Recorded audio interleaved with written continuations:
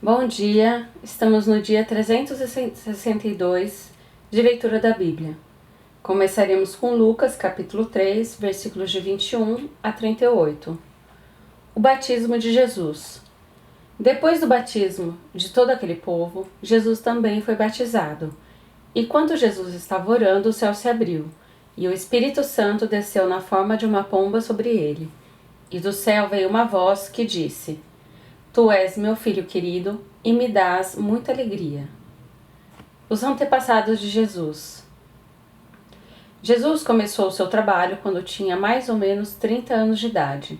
Ele era, conforme pensavam, filho de José, que era filho de Eli, filho de Matate, filho de Levi, filho de Melque, filho de Janai, filho de José, filho de Matatias, filho de Amós, filho de Naum, filho de Esli, filho de Nagai, filho de Maate, filho de Matatias, filho de Semei, filho de José, filho de Jodá, filho de Joanã, filho de Reza, filho de Zorobabel, filho de Salatiel, filho de Neri, filho de Melque, filho de Ade, filho de Cozã, filho de Elmadã, filho de filho de Josué, filho de Eliezer, filho de Jorim, filho de Matate, filho de Levi, filho de Simeão, filho de Judá, filho de José, filho de Jonã, filho de Eliaquim, filho de Meleá, filho de Mená, filho de Matatá, filho de Natã, filho de Davi, filho de Jessé, filho de Obed, filho de Boaz, filho de Sala, filho de Nasson, filho de Aminadab, filho de Admim, filho de Arne, filho de Esrom, filho de Pérez, filho de Judá, filho de Jacó, filho de Isaque, filho de Abraão, filho de Tera, filho de Naor, filho de Serugue, filho de Reu, filho de Peleg, filho de Eber, filho de Selá, filho de Cainã, filho de Arpaxade, filho de Sem, filho de Noé, filho de Lameque, filho de Matusalém, filho de Enoque, filho de Jarade, filho de Maalalel, filho de Cainã, filho de Enós, filho de Sete, filho de Adão, filho de Deus. Ezequiel, capítulo 42. Os dois edifícios perto do templo. Então o homem me fez sair para o pátio de fora e me levou para o lado norte do templo, a um edifício que não ficava longe do edifício construído na ponta oeste do templo. Esse edifício do lado norte media 50 metros de comprimento por 25 de largura. De um lado, dava frente para o espaço de 10 metros ao longo do templo, e do outro lado, dava frente para a calçada do pátio de fora. Tinha 3 andares e cada um deles ficava mais para dentro do que o de baixo. No lado norte desse edifício havia uma passagem de 5 metros de largura por 50 de comprimento, com entradas desse lado. Os cômodos do andar de cima eram mais estreitos do que o do andar do meio e do térreo porque ficavam mais para dentro. Nos 3 andares, os cômodos ficavam em terraços e não eram sustentados por colunas, como os outros edifícios do pátio. No andar térreo, a parede de fora do edifício media 50 metros. Numa metade dessa parede havia cômodos, na outra metade não havia. Todo o andar de cima era dividido em cômodos. Na ponta leste do edifício, onde começava a parede, havia debaixo dos cômodos uma entrada que dava para o pátio de fora. No lado sul do templo havia um edifício igual ao anterior, perto do prédio que ficava na ponta oeste do templo. Na frente dos cômodos havia uma passagem igual ao do lado norte. Tinha as mesmas medidas, o mesmo desenho e o mesmo tipo de entradas. Havia, debaixo dos cômodos, uma porta do lado sul do edifício, na ponta leste, onde começava a parede. O homem me disse: Estes 2 edifícios são sagrados. Neles, os sacerdotes que entram na presença do Senhor comem as coisas santíssimas.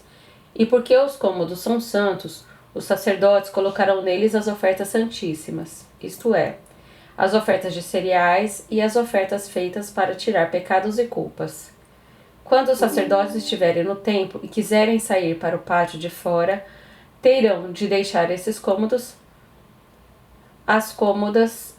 nesses cômodos as roupas santas que tiverem usado durante o culto religioso. Eles terão de vestir outras roupas antes de saírem para o lugar onde o povo se reúne. As medidas da área do templo. Quando acabou de medir por dentro a área do templo, o homem me fez sair pelo portão do lado leste e então mediu a área por fora.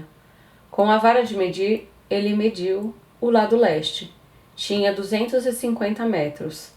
Aí ele mediu os lados do norte, sul e oeste, e cada lado tinha a mesma largura, isto é, 250 metros. Assim, o muro cercava uma área quadrada que tinha 250 metros de cada lado. O muro servia para separar o que era santo do que não era. Ezequiel, capítulo 43. Deus volta ao templo.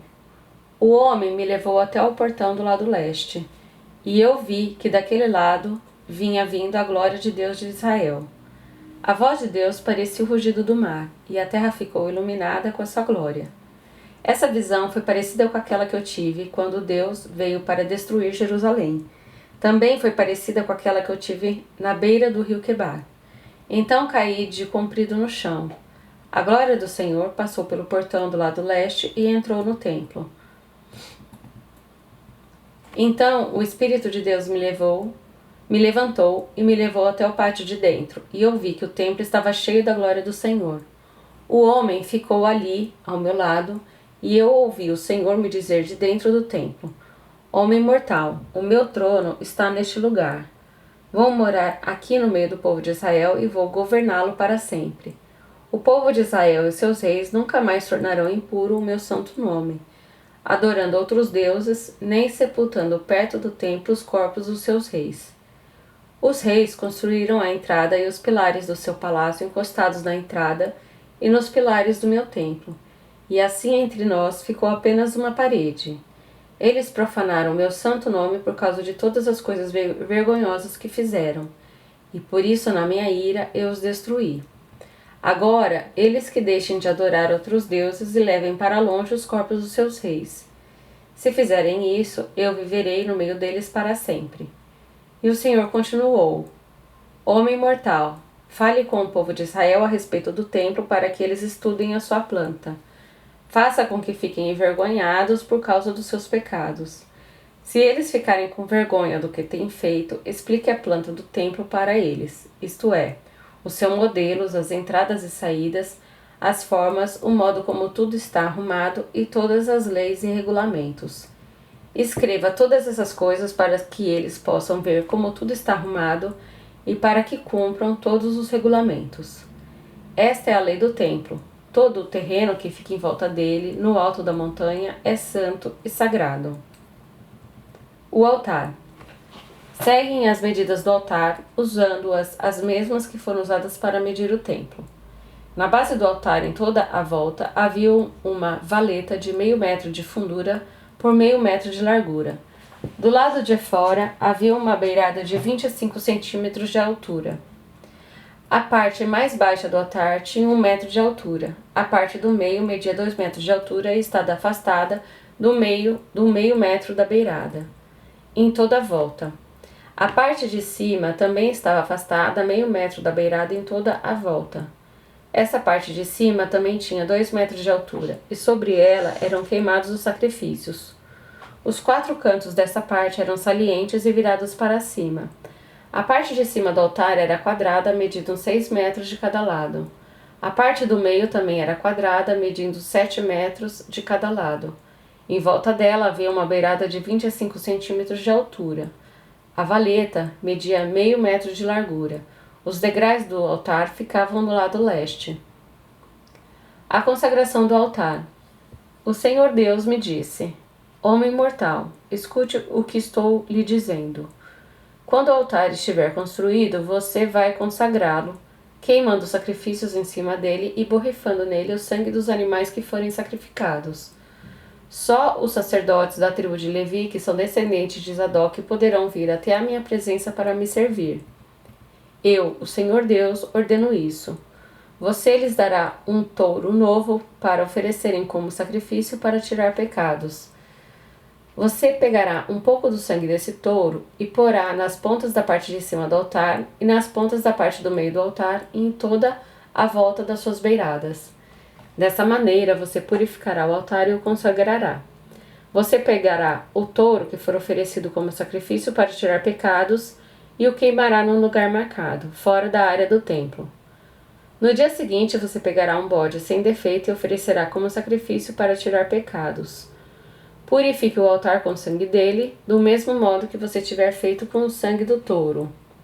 Quando terminar essa parte, pegue o touro novo e um carneirinho, os dois sem defeito, e traga-os para mim, o Senhor. Depois de matarem os animais, os sacerdotes espalharão sal sobre eles e os queimarão como oferta para mim. 7 dias em seguida, você oferecerá um bode, um touro e um carneirinho como sacrifícios para tirar pecados. Esses animais não devem ter nenhum defeito.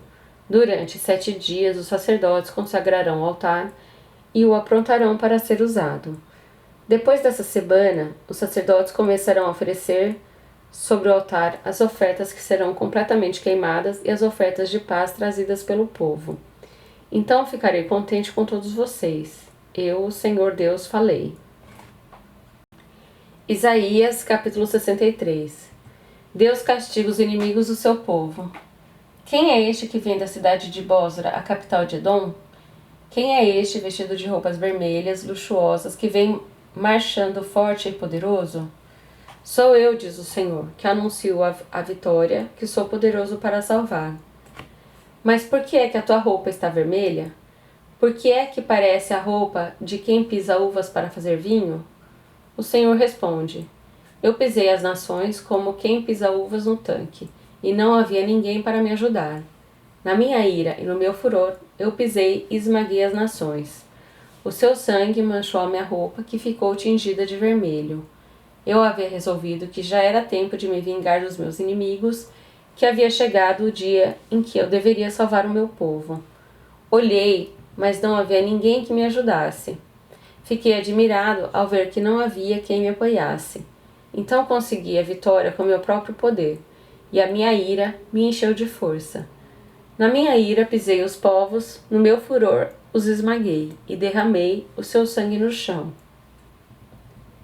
A bondade de Deus para com Israel. Anunciarei o amor de Deus, o Senhor, e darei graças por tudo que Ele tem feito, pois o Senhor nos abençoou ricamente. Ele mostrou grande bondade para com o seu povo, por causa da sua compaixão e do seu grande amor. O Senhor me disse: Eles são meu povo, são filhos que nunca me trairão, e por isso Ele os livrou de todos os seus sofrimentos. Quem o salvou foi Ele mesmo, e não um anjo ou qualquer outro mensageiro. Por causa do seu amor e da sua compaixão, Ele os salvou. E todos os dias, ano após ano, Ele os pegava e carregava no colo. Mas eles se revoltaram contra Deus e ofenderam o seu Santo Espírito. Por isso, Deus se tornou inimigo deles e começou a lutar contra eles. Então eles lembraram do passado, lembraram de Moisés, servo de Deus, e perguntaram: Onde está o Senhor que salvou do mar o seu povo, que salvou o seu rebanho e Moisés, que era o pastor? Onde está aquele que pôs o seu espírito em Moisés, que fez com que o seu grande poder estivesse sempre com ele? A fim de conquistar fama eterna, o Senhor dividiu o mar na frente do seu povo e o fez passar pelas águas profundas. Eles passaram seguro, como cavalos selvagens que não tropeçam, como o gado que desce calmamente para os vales. O Espírito do Senhor estava levando para um lugar de descanso. Foi assim, ó Senhor, que guiaste o teu povo e conseguiste para ti mesmo um nome famoso. Oração pedindo ajuda de Deus. Ó Deus, olha para nós lá do céu, lá do lugar santo e glorioso onde moras. Onde está o teu poder e o teu cuidado por nós? Não retires de nós o teu amor e a tua compaixão, pois tu és o nosso Pai. Os nossos antepassados, Abraão e Jacó, não se importam conosco, não fazem caso de nós. Mas tu, ó Senhor Deus, és o nosso Pai, e desde o princípio nós te chamamos de nosso Salvador. Ó Deus, por que fazes com que nos desviemos dos teus caminhos e tornas o nosso coração duro, para que não te temamos? Volta para nós, ó Deus, pois somos os teus servos, somos o povo que escolheste. Por um pouco de tempo, nós, o teu povo santo, fomos donos do teu templo, mas agora ele é pisado pelos nossos inimigos. Tu nos tratas como se nunca tivesse sido nosso governador, como se nós nunca tivéssemos sido o teu povo.